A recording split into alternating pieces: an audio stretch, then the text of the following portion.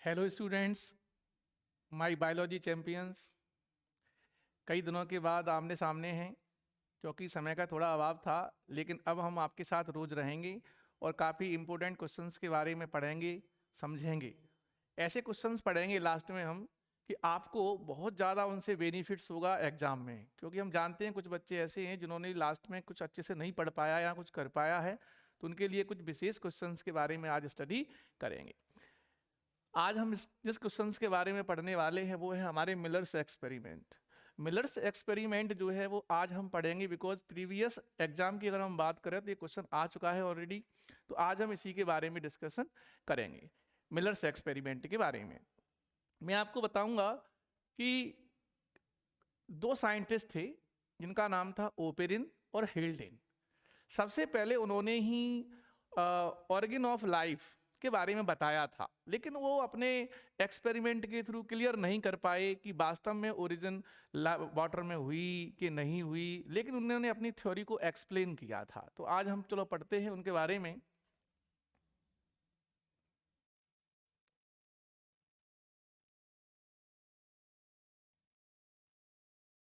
देखो, हम पढ़ेंगे सबसे पहले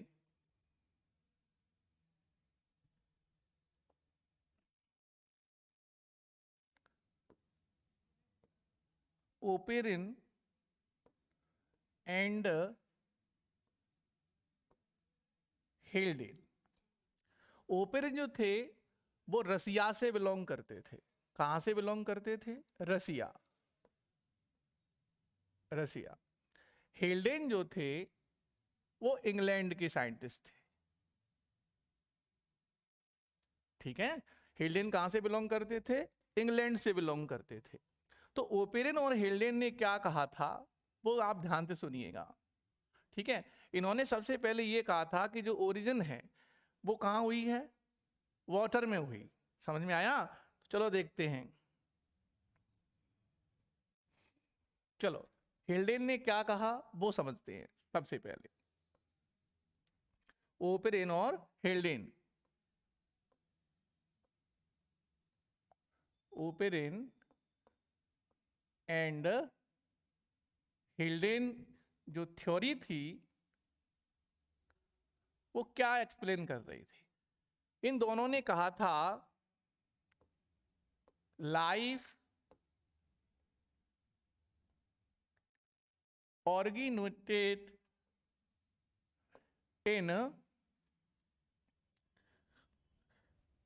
life originated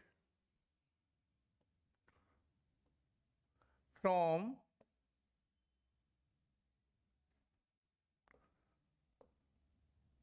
non-living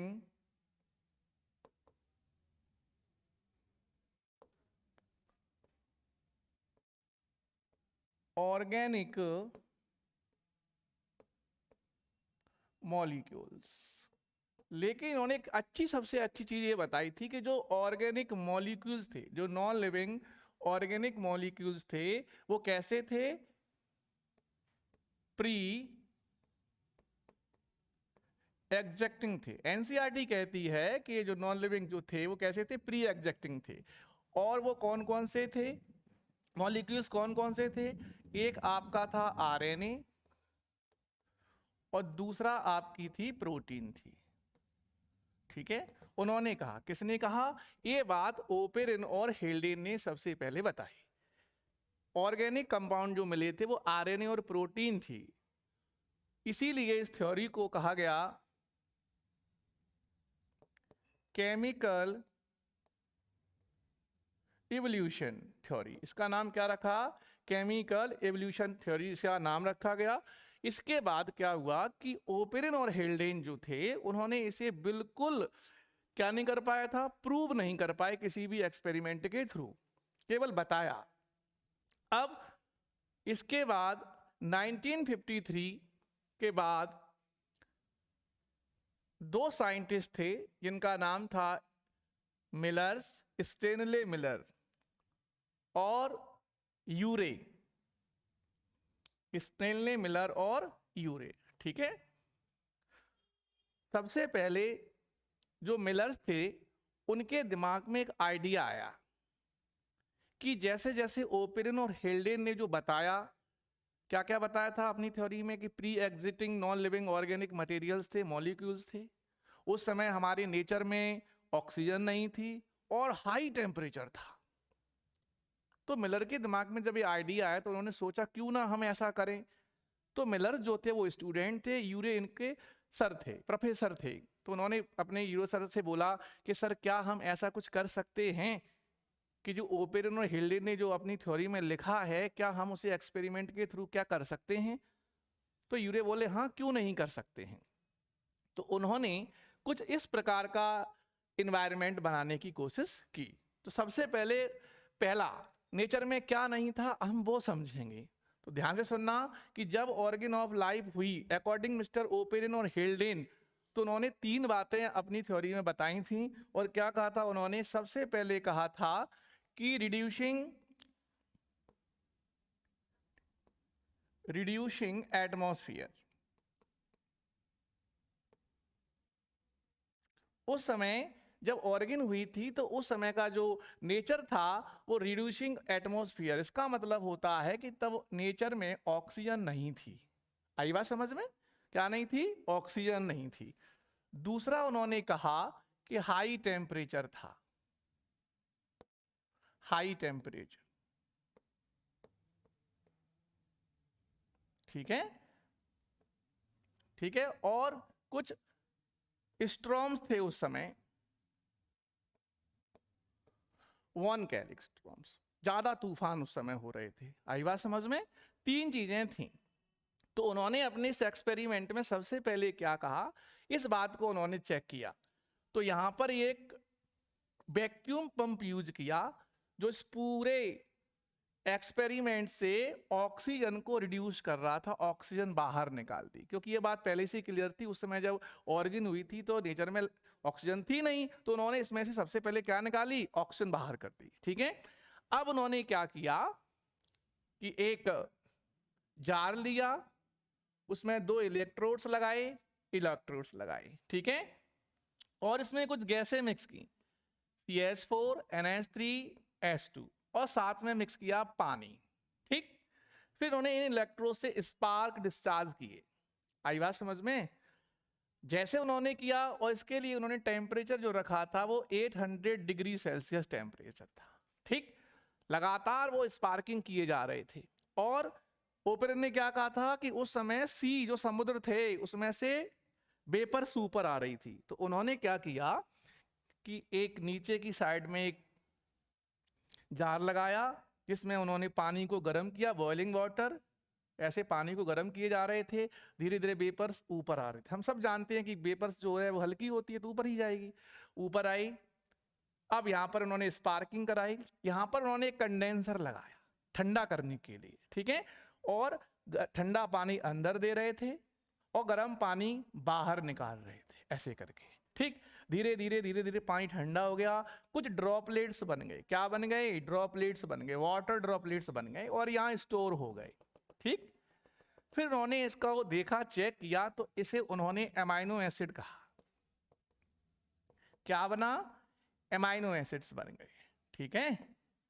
और कौन कौन से एमाइनो एसिड्स बने, सबसे पहले मैं आपको बता दे रहा हूं। सबसे पहला बना था एस्पार्टिक एसिड, एनिलिन और ग्लाइसिन। आप भूल ना जाएं, इसलिए ये आप छोटा सा कोटेशन याद रखना, AGG, है ना। सॉरी एक मिनट,